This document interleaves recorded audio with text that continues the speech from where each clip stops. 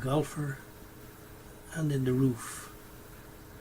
So what we need to do is move layer 2, the single one, to make it overlay positionally.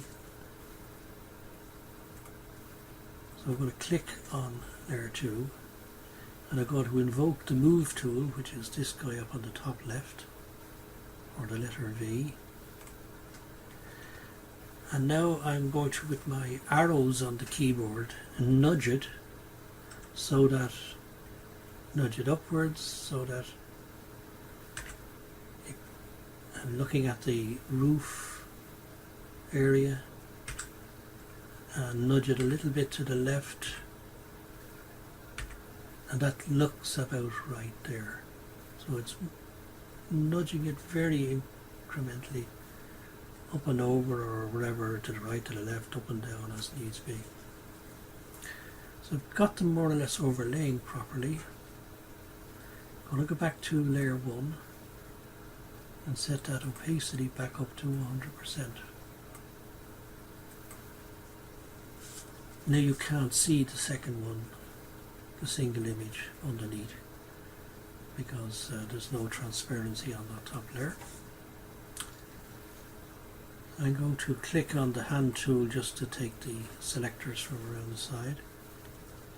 The next thing I'm going to do with layer 1 is group it with the one underneath. Control G to group it together.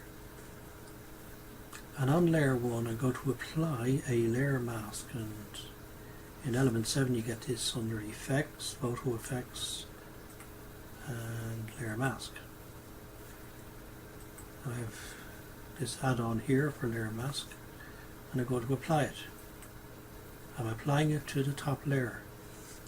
This is very important next, is that you don't click on the layer mask but on the layer thumbnail.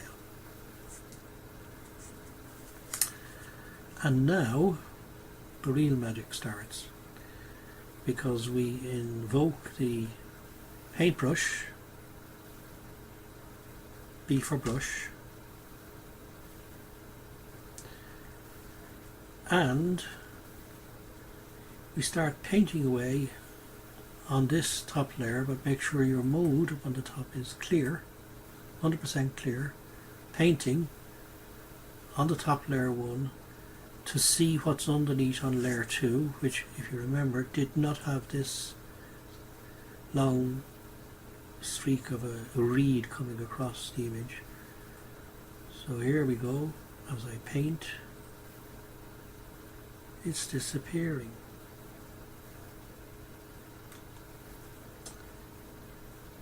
And I come over and paint over these two, but sometimes I like to zoom it up a bit so I can see what's happening really close up when I go back to the paintbrush tool. And I'll make this a wee bit smaller, because as I paint over the golfers, I make them that bit more crisp.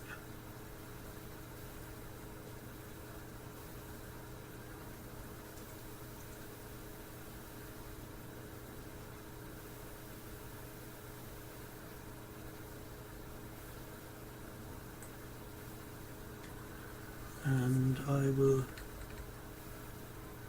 paint over this ghosting effect here of one of those reeds to get rid of it.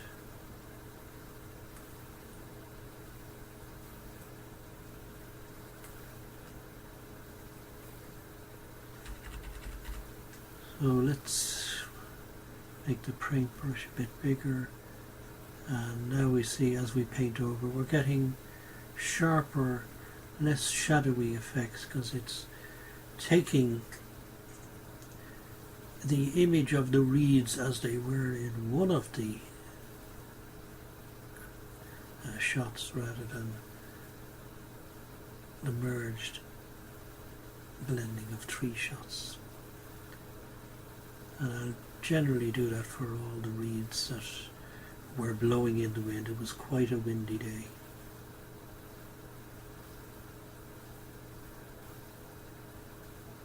And so forth. And they look crisper as a result.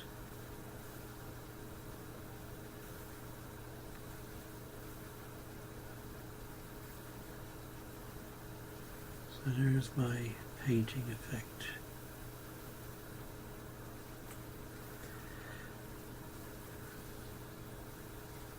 Now, one thing you may wish to do in that overlay painting where the mode is clear,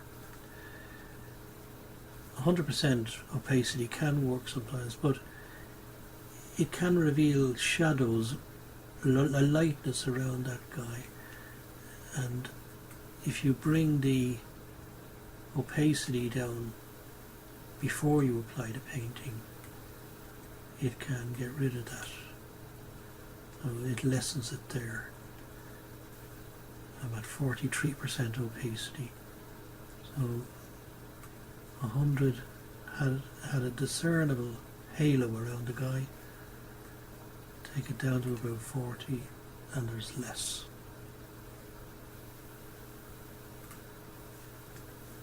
So I'm going to bring this up to full mode now, and you can see the effects. So it's sharper. This thing has gone on the left hand side. In fact, I'm going to continue to use the paintbrush and just paint over these to reveal the single layer. In fact, I'll bring it up to 100% opacity.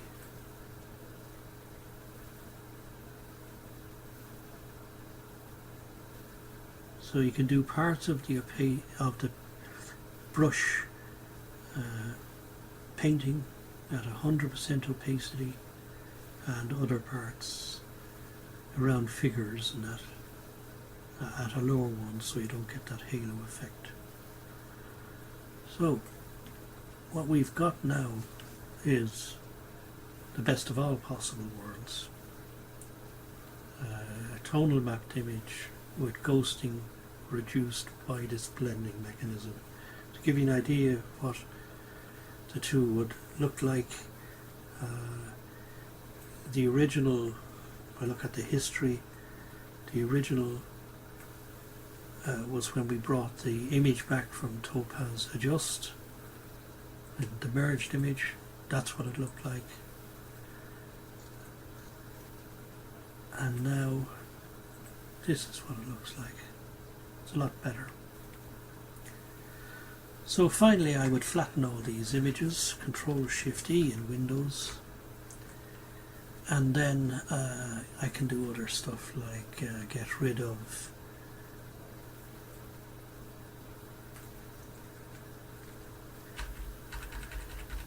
dust on the lens, dirt on the lens, spot healing brush.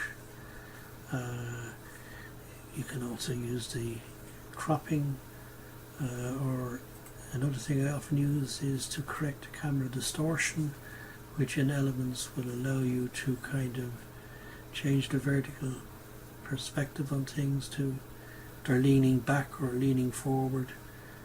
You can change it that way and then provide a scaling on the edges so that it takes away, it's like a cropping effect.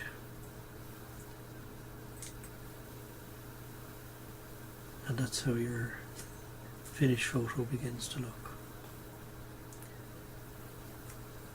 And that's the end of this section of blending and